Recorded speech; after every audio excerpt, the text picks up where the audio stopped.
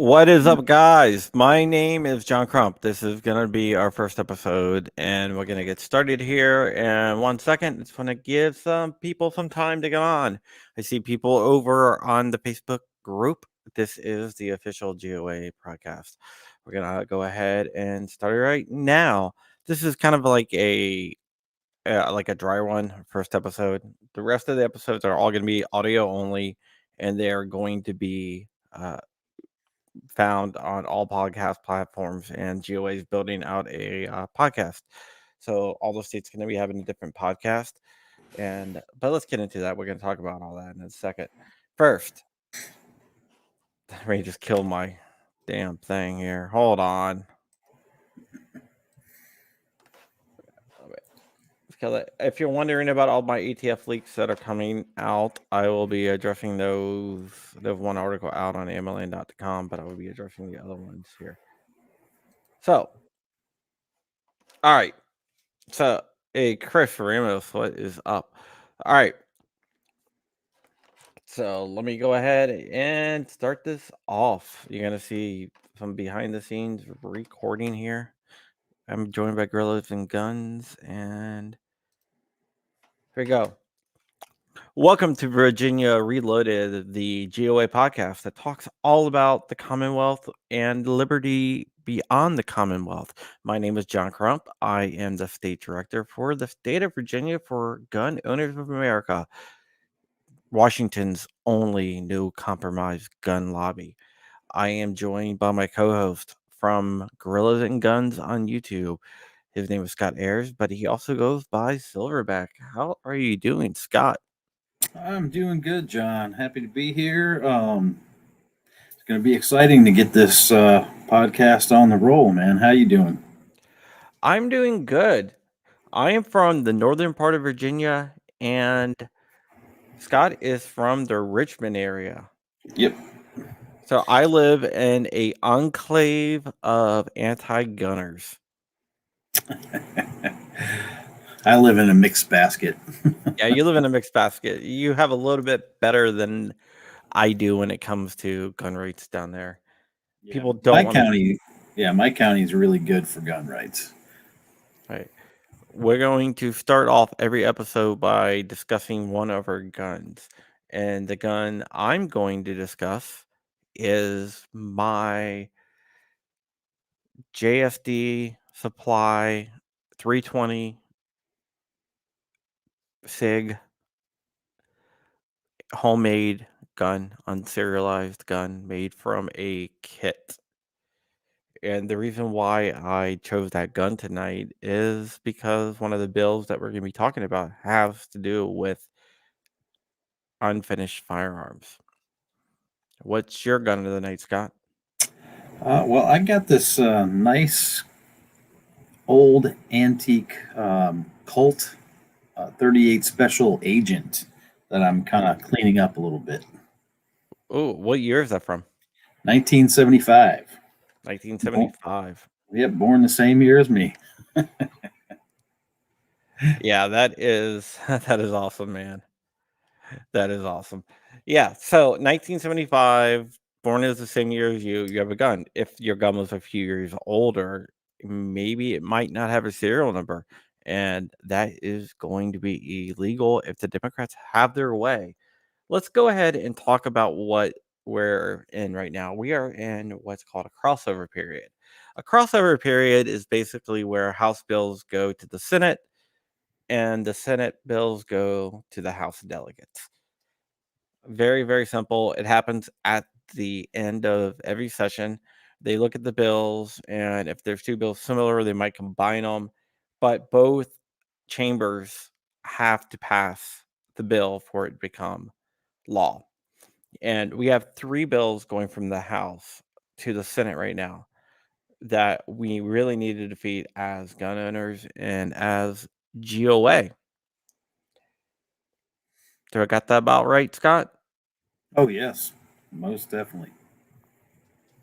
This is one of the crucial times because the House leans a little bit more crazy than the Senate. The Senate Hmm. seems to be a little bit more reasonable when it comes to these gun laws. full disclosure, I don't think we're gonna be able to kill all of them. I think we might be able to take out 2 of the 3, but we will try to get rid of all of them. And that's what we have to do. But we can't do that without your help. And you can go to gunowners.org and join up at GOA. If you don't want to join up, you can also just enter your email address and be on our list where you'll get alerts and we will let you know what's going on. So, one of the bills I really, really want to talk about. This is by far the worst bill that's out there. It's HB 2276, which is the ghost gun bill. Scary words, because they like to use scary words. Yeah. I don't think of ghosts as being scary. I think of them as being more like Casper, the friendly ghost. Yeah, yeah, that is definitely true. Okay, so HB 2276 would ban plastic firearms because we know they're undetectable, even though they have metal barrels, which is kind of Right. crazy. Or and also guns without serial numbers, even if they're antiques. Also, 80% lowers, like when you make ARs.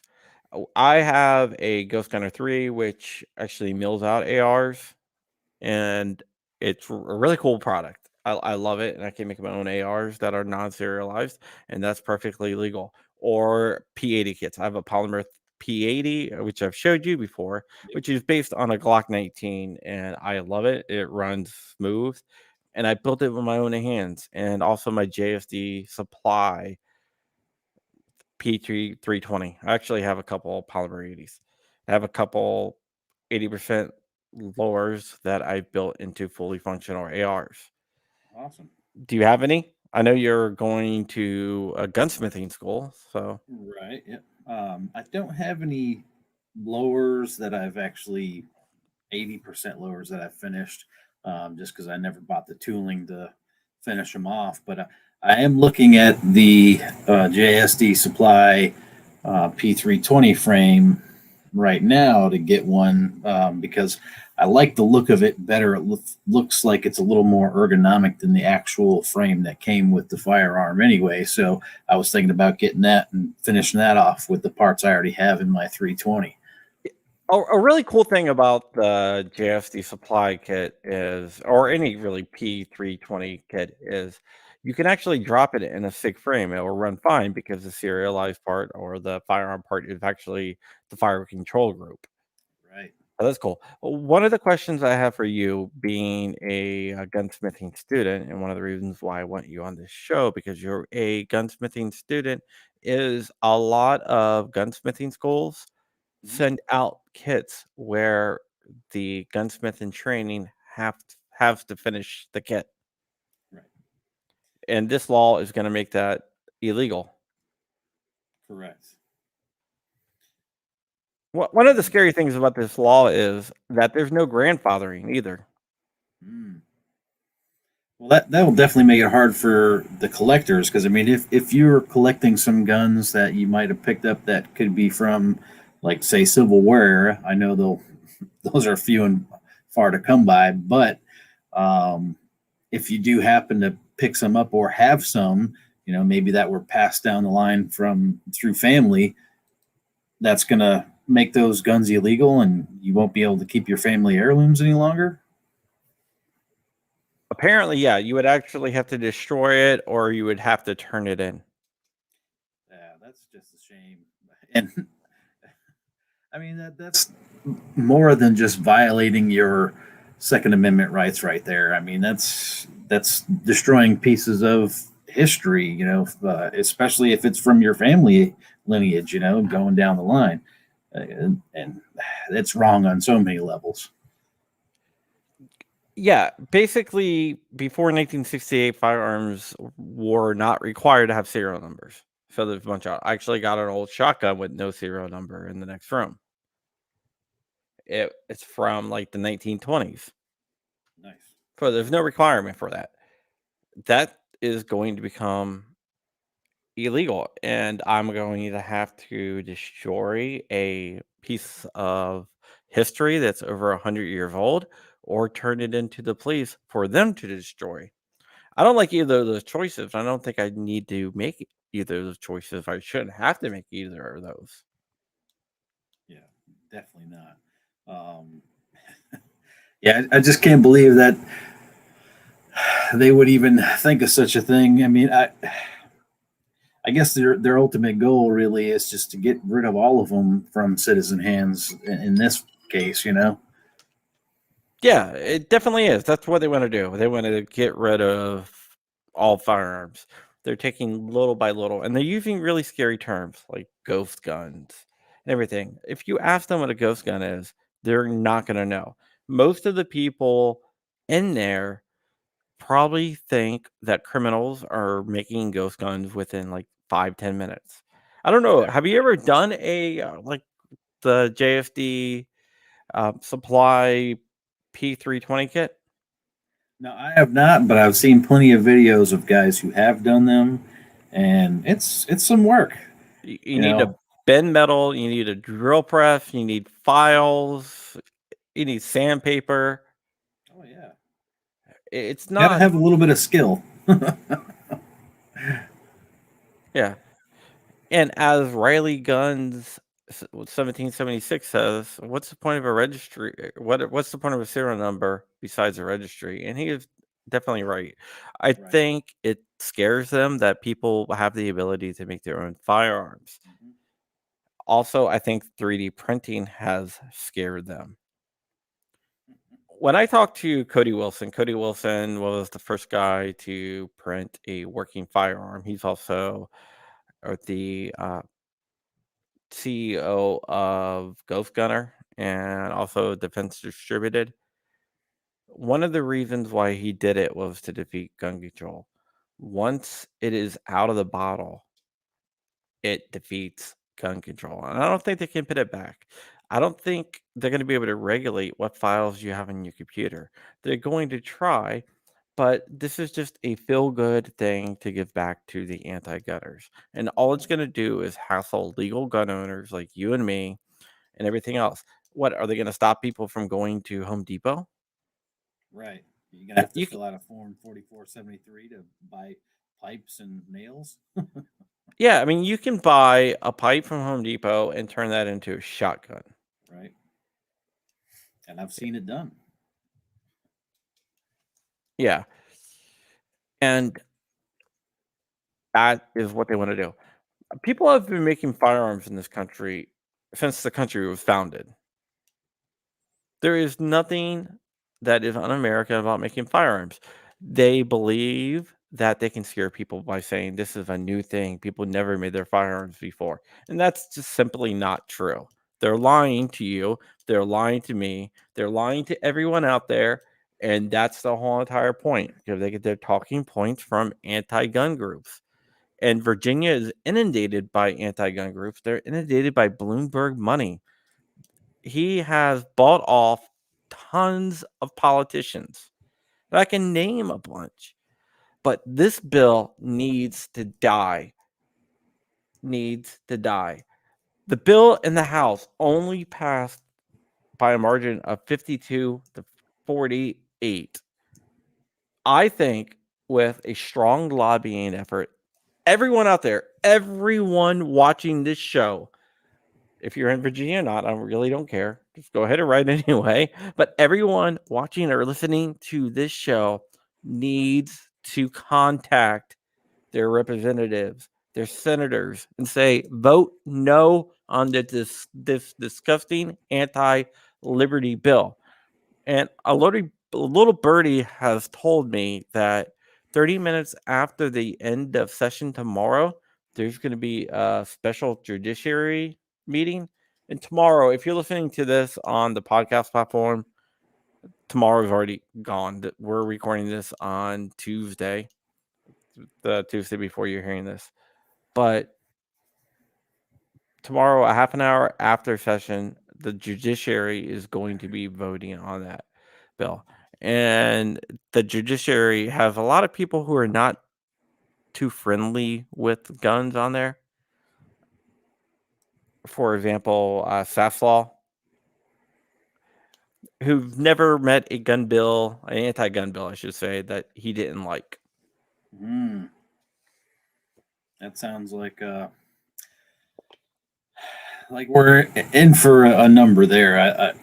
Yeah, He's definitely gonna go for it. there's a couple good allies on there, but it's going to be telling. One of the swing votes is Chap Peterson, and he's on the judiciary. So after tomorrow, we should get a good idea of how the Senate's going to vote on this and how much effort we need to put on these people and who we need to put the pressure on. So keep informed, keep in the Facebook group if you're on the Facebook group, which is facebook.com/GOA-Virginia, and you can get all the information there. Also, go to gunowners.org and sign up for our mailing list, even if you don't join, because with all the deplatforming going on, VCDL was kicked off of Facebook, for example. Yep. It's only a matter of time. So, with that said, we need to get connected, and one of the ways we can get connected is through the mailing list. Yeah, the mailing lists are good because no matter what, they always come to you, and you can keep it right there and save it for as long as you need to save it for. So if you need to go back and reference things, it's right there at your fingertips. Yeah, but right now it's time for everyone to get off the bench and get into the game with our national makeup of the Senate and the House of Representatives and the makeup of our Virginia delegation in the Commonwealth. We need help. And with the presidency under Biden, we need to fight back.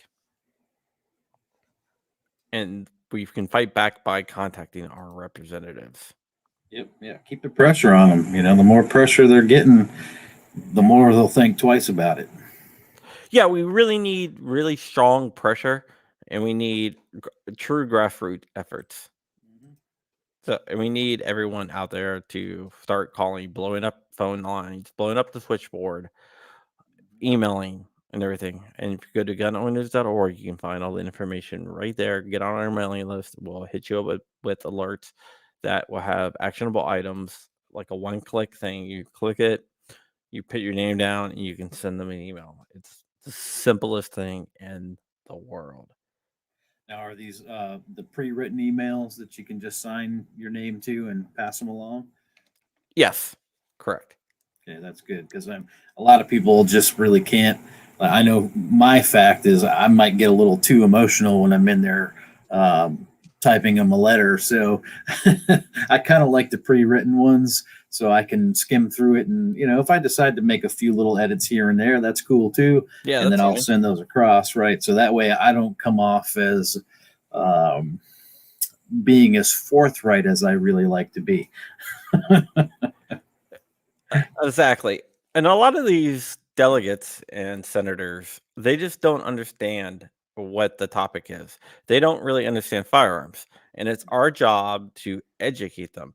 So when we write a pre written letter, we try to educate them. Mhm. And we need you to educate not only them, but your family members and your friends and let everyone know because right now, the anti-gun side is doing a lot to scare people with scare tactics and also words like ghost gun and undetectable firearms. It reminds me back in the 80s, late 80s, there was a movie called Die Hard 2 that came out.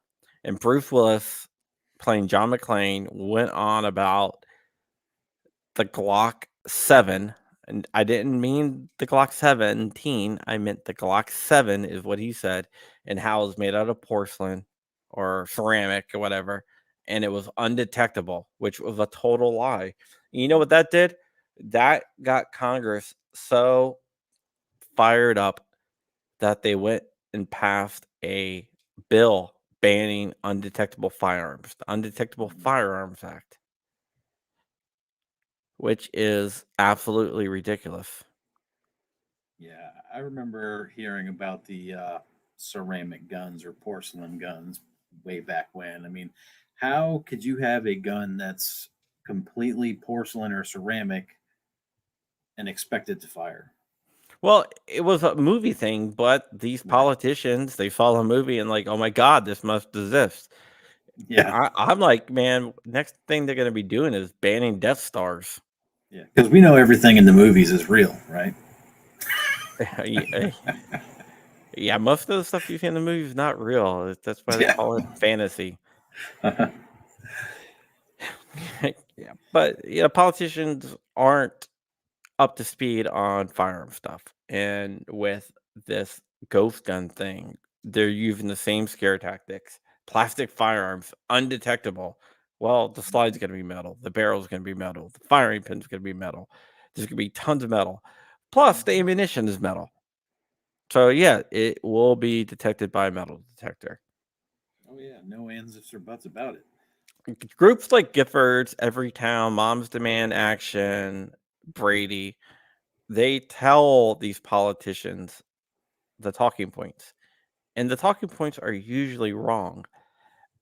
I used to think, well, maybe these groups are just misinformed and they don't understand about firearms. They don't understand that it's impossible to make a firearm that's fired multiple times because, Cody Wilson did do the Liberator that doesn't use metal parts. And the Liberator, which is the first fully plastic firearm, actually did use a metal part, used a metal firing pin. And also the ammunition was metal. But groups like I mentioned, all these anti-liberty groups, because they're not only anti-gun groups, they're anti-liberty. Mm-hmm. They mislead politicians into thinking that, I can go and print out a gun in 5 minutes and print out ammunition and be good to go. I can go rob a bank, which is not true. No, definitely not. Because you're not going to make a plastic firing pin that's going to be hard enough to uh, make a primer go off. There's no way. Yeah, I talked to Cody Wilson. I keep on mentioning his name, but we're talking about 3D printed guns and stuff. And he's the first guy that did it. And I asked him, why did you choose a 380 for the Liberator? And his thing was, we used plastic, and that's the only round that we could fire that wouldn't blow up the gun after a single shot. It's like, all right, there you go. Makes sense. Yeah. My friend Chris Shoemake is going to turn in his Rod from God satellites and his 20K ton depleted uranium javelin. Those are callbacks to science fiction movies. Mm-hmm. But we need to educate. Wiley Guns 1776 says that we need to educate people without sounding crazy and explain the downsides of these keywords. And I think he's absolutely right. But I Oh, think a lot of it 100%. can be taken care of because of taken care of through education. Would you agree? Oh, 100%. Yeah, the more people know, the better things are. I mean, knowledge is power after all.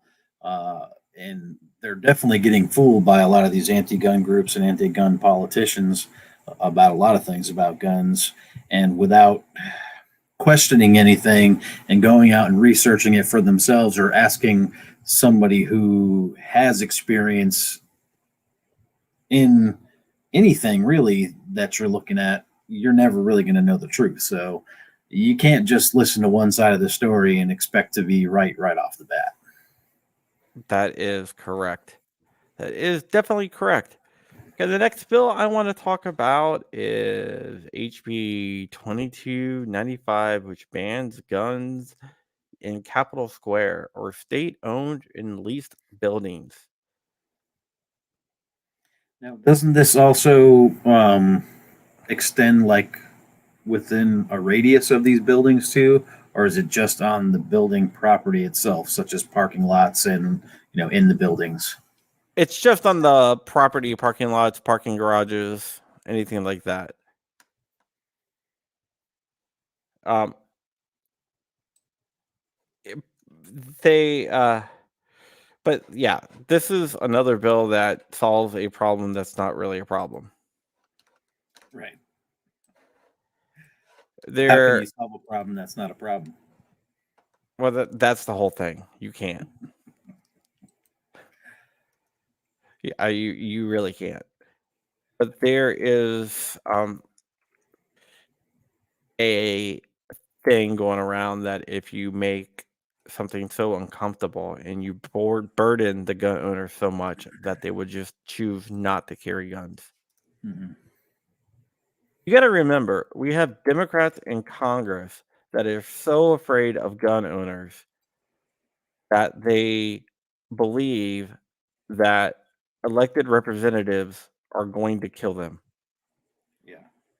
I'm talking about Nancy Pelosi and also AOC, who thinks Lauren Boebert is going to kill them.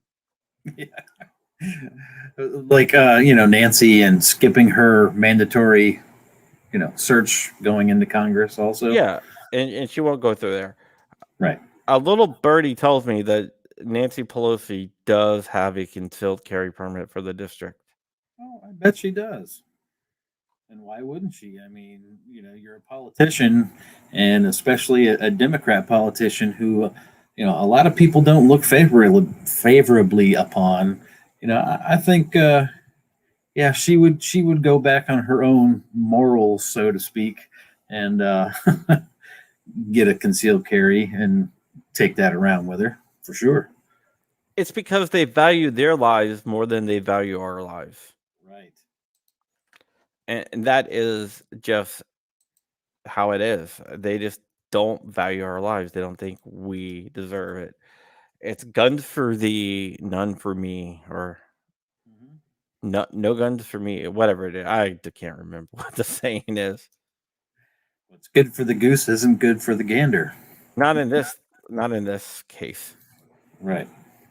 They do not like us having the ability to protect ourselves. Right. I think this all falls down to them wanting us to um, be fully dependent on them. 100%, of course.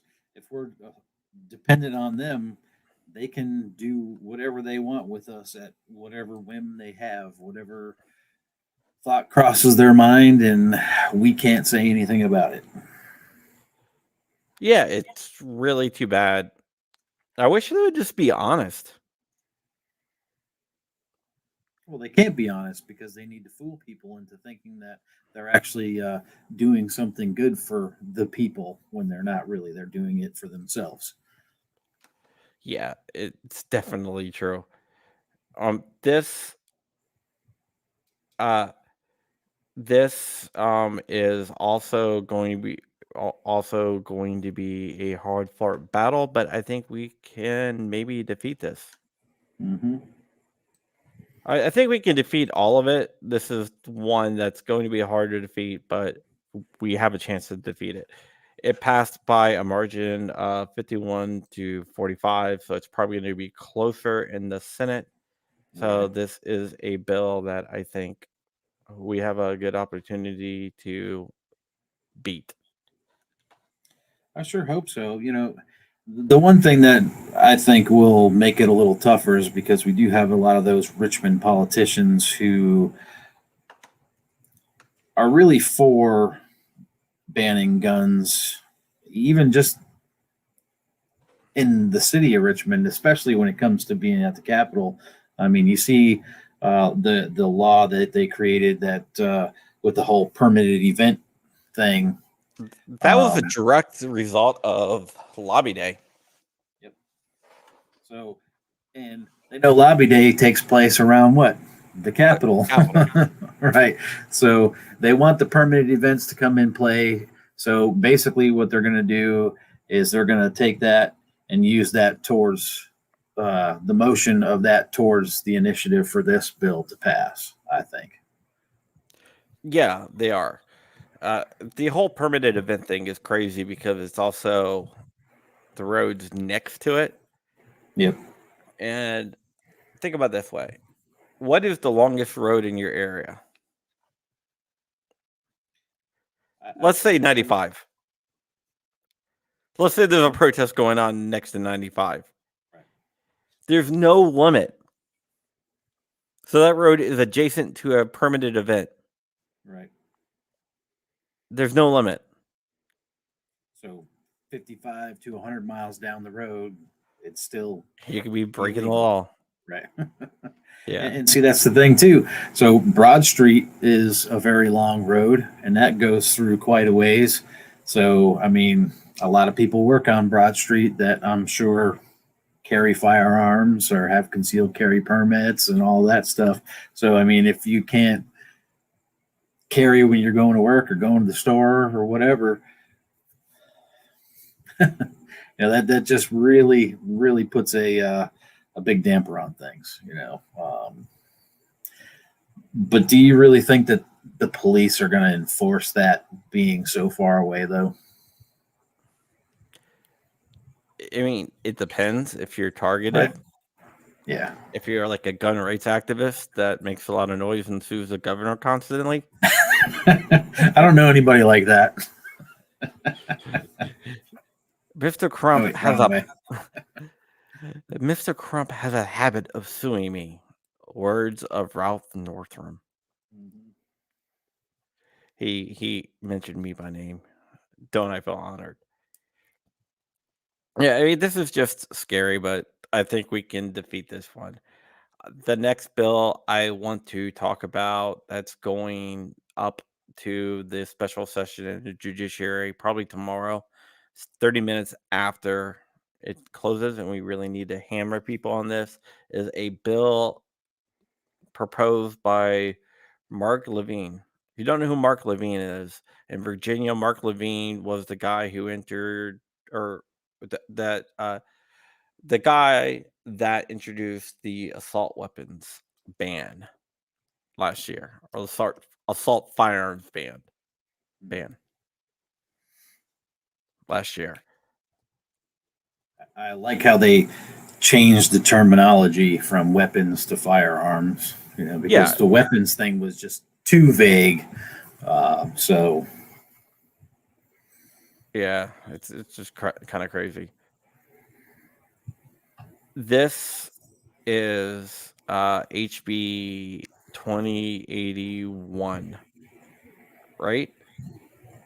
HB 2081 bans firearms from 40 feet from entrance to any building used as a polling place. Now, interesting thing about this one is that you could be driving by an entrance to a polling place. If you're 40 feet from that entrance, then you are guilty of a class 1 misdemeanor. So let's say you're going to vote, and a lot of voting places have long driveways, and you plan on parking 40 feet away from the building, but you have to go down this long driveway and pass an entrance, and you get pulled over. They could bust you technically because you are 40 feet from an entrance, even though you're just driving by. Okay, so let me ask you this. So if the polling place is in a building, like in another room that say is 40 feet from the actual entrance of the building, does that still count as the entrance? The actual entrance to the building. Okay, so it doesn't matter where in the building the polling place is at, but if you pass any entrance to that building within 40 feet. That is correct. Yeah, that's just nuts. I mean, what if you're just driving by on your way home from work or something? You're guilty of a class 1 misdemeanor. Right. All these bills, most of these bills are here to make it hard for gun owners to go about their business in the Commonwealth. That is all it is. Right. Yeah, like you said, they want to make it hard for us and uncomfortable for us to carry our firearms, so we'll just think twice about carrying them and maybe leave them at home. That is correct. It's really ridiculous what they do, but unfortunately, it's what we have to deal with. This one we do have a good chance of beating, though. It passed 53 to 47 in the House, so in the Senate it will be closer.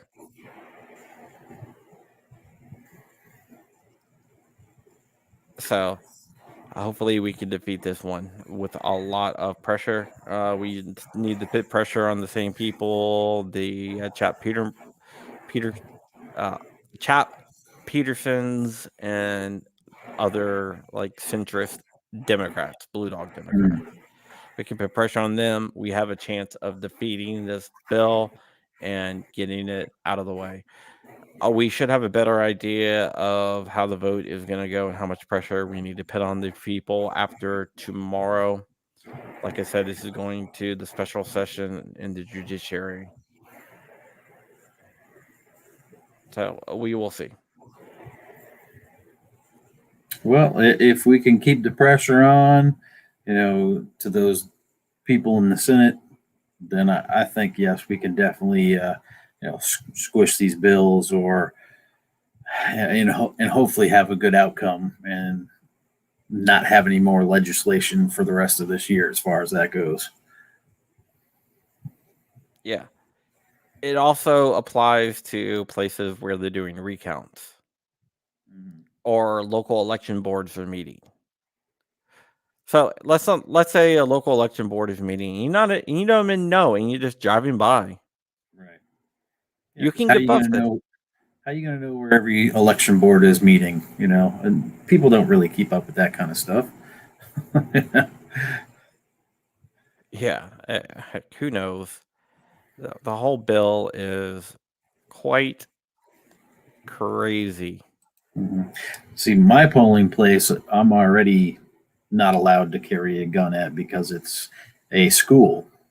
So that already comes into play for me anyway. But, little secret is it's always on me somewhere. That's why they call it concealed carry. Yep. Yeah.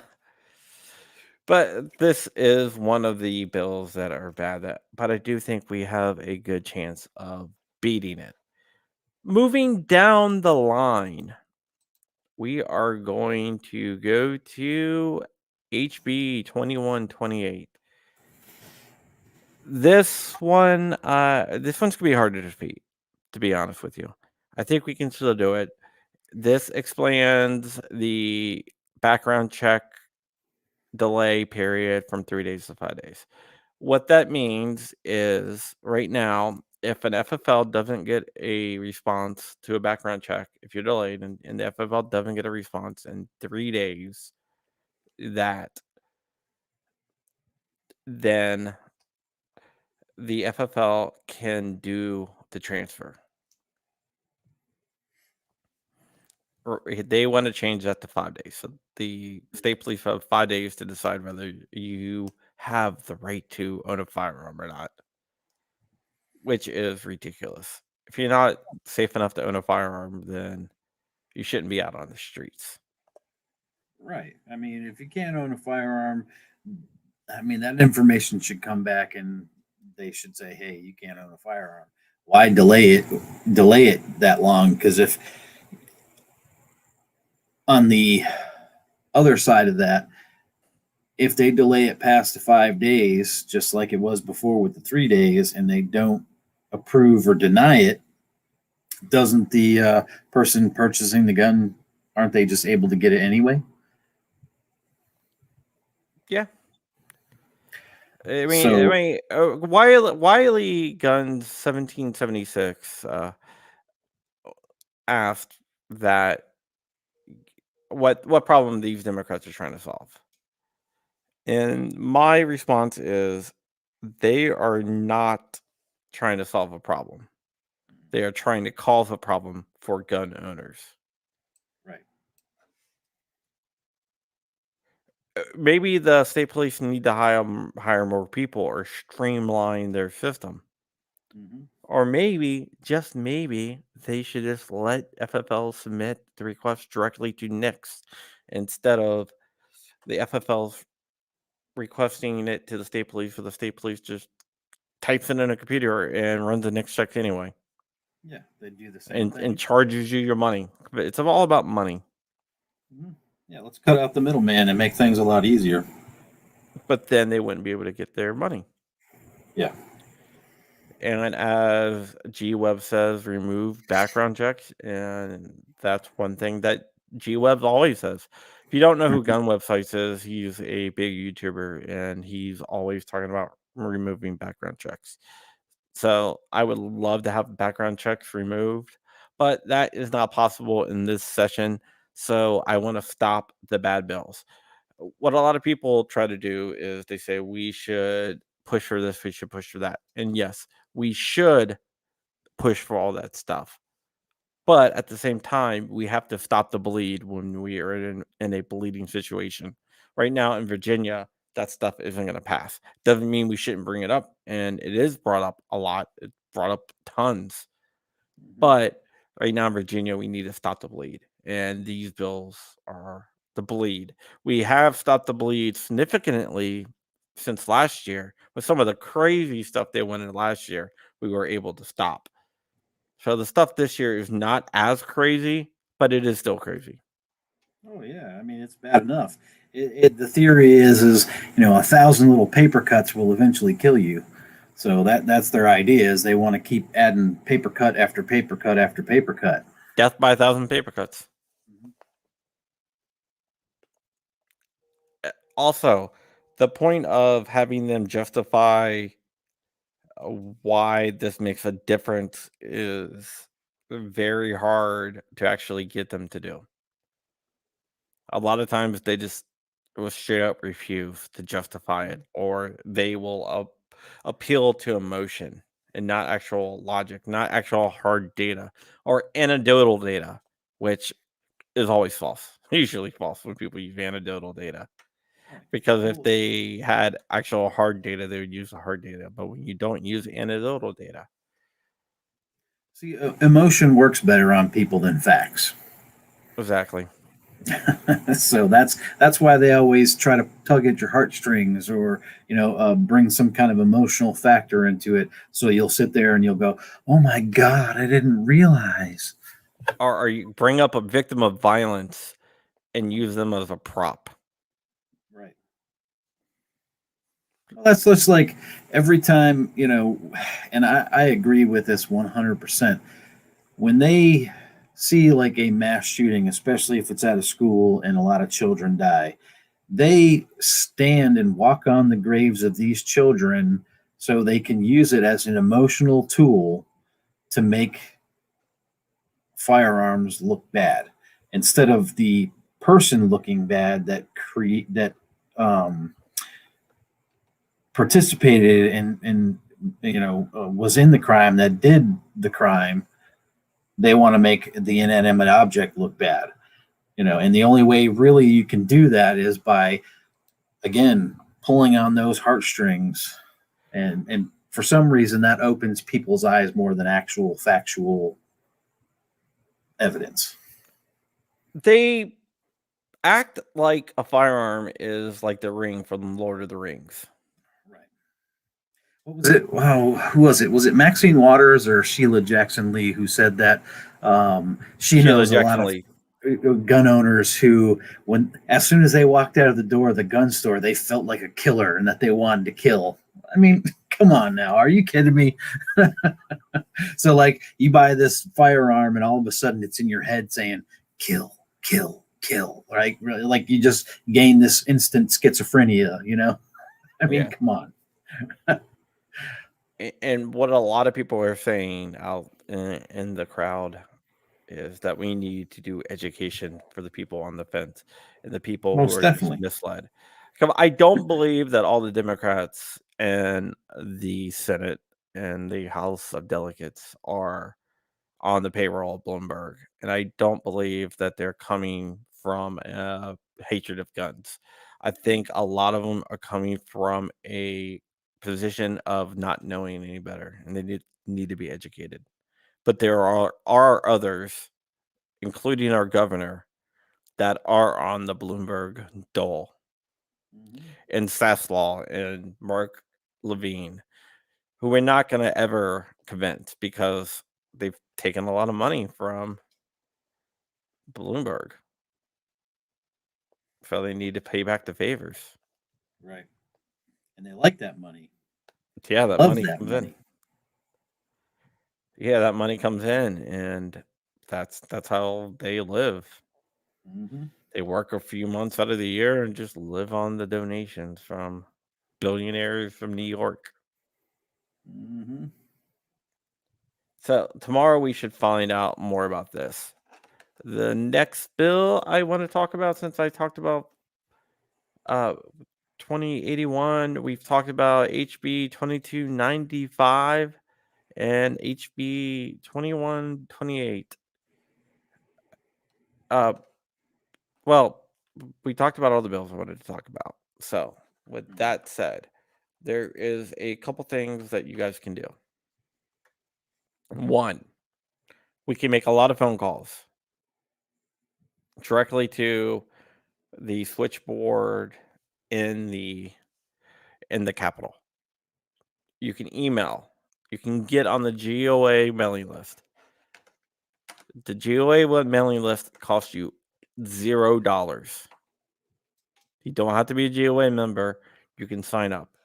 What that will give you is alerts and access to pre-filled out emails. You can go to gunowners.org and join up. And Wiley always says we always need to be specific on buzzwords and think about how people in the center think. And that is a good idea. And that brings me to the next point.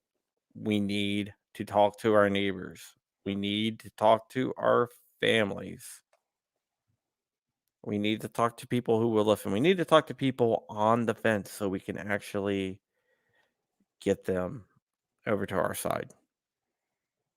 I think G Webs is right about what he's saying. If we can take away the narrative they create about gun owners, that's unchallenged. I mean, we challenge it, but I don't think we challenge it enough to the point where we actually take away the narrative. So we challenge it. Basically, we challenge it amongst ourselves. You know, we preach to the choir a lot, and that's a big problem in the gun owning community.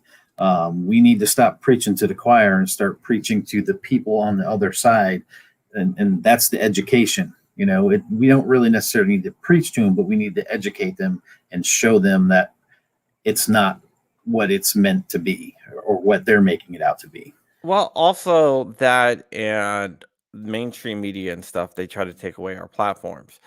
For what happened to Guns Up TV. Guns Up TV was a show that was on Sinclair Broadcasting. It was on in the Washington D.C. area on the local ABC affiliate and affiliates across the country. It had very good ratings. It had excellent production value. What it was two African American males who talked about firearms and dispelled a lot of the myths. They did an episode on the AR-15, which is just amazing. Right. But that's what got them in trouble right there. Well, the email that they received said that it wasn't a right time for a gun show. And they had the audacity to show an AK-47. Oh. So that got him kicked off the air. Yeah, that's just absurd. It's very absurd.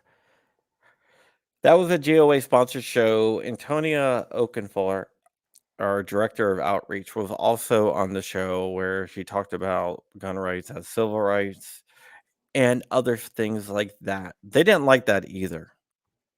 They're like, she's a GOA person. GOA is known for asking for donations. She never once said, go give money to GOA or anything like that. Right. He talked about gun rights and gun rights as civil rights. And these two guys, which John Keys is one, and Michael. I can't remember what his last name is. Oh my God, sorry, Michael. Michael Singleton, that's his name. Sorry, Michael. They showed that the myth that all gun owners are racist white people wasn't true, and that got them kicked off.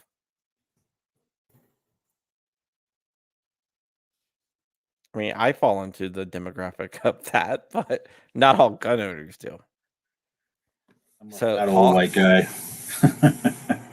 yeah, yeah. So talk to your neighbors, talk to your family, let them know what is up, and push for real acceptance of gun owners. And if you're in the closet, because I know there's a lot of gun owners out there that are in the closet about being a gun owner. Oh yeah, for sure.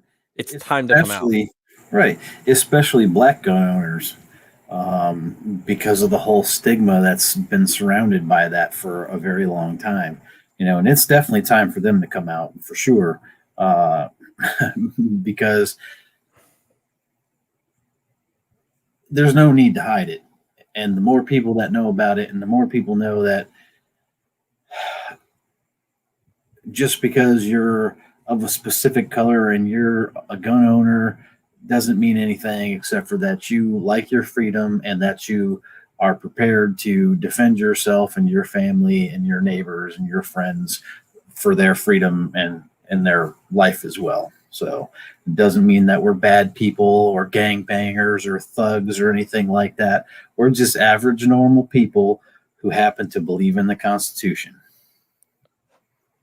Exactly. Also, if you're a brand new gun owner and you bought the gun on the down low, it is time to say, hey, look what I got. I want to take responsibility for my family and I want to take responsibility for my own safety. Mm-hmm. And let them know, let them see. I mean, especially if you're a person who's a Democrat, or you know and you bought a gun because you believe now and you see now the benefits of being a gun owner, and you believe that, hey, it's not a bad thing. So get it out there, let more of your Democrat friends know, and explain to them why you did it, why you feel comfortable with it, and maybe you can help change more minds as well. Exactly. With that said, I want to go ahead and start the wrap up here. I'm gonna be editing a lot of this out, guys. So if you're out there watching this, it's gonna look a lot cleaner. So you're seeing a little bit behind the scenes. I just wanted to get some excitement going for Virginia Reloaded. Our intro song at the beginning, it's not even our real intro song. It's just something I had made. But just throwing that out there. This will be cut. So we're gonna have an intro song too. Yeah, we're gonna have an intro song, and outro song. That's pretty cool. Yeah, we don't have that yet, but whatever. Okay, let's wrap it up here. All right, with that said, thank you for watching Virginia Reloaded Silverback. Tell the people how they can find you. Well, you can find me on YouTube at Gorillas and Guns. You can find me on Patreon if you want to help support my efforts. At what's it? Patreon/Gorillas Guns. Maybe I'm backwards with that. Maybe it's Gorillas Guns /Patreon.com. However that works. If No, you it definitely comes at the end of after the .com. okay. So just go to Patreon and type in Gorillas and Guns. I'm sure you'll find me. um, or you can find my link to Patreon in the description of my videos, or on my About Me section on YouTube. You can find my Gorillas and Guns group on Facebook, where we share a lot of 2A news, what's going on around the country and in Virginia. And you also can find me at blackswantactical.com, where I have some gear that you can purchase, some shirts. Yeah, and all that goes to charity, I believe. Yes, sir, it does. Yeah. Okay, with that said, Okay, I'm going to start over here.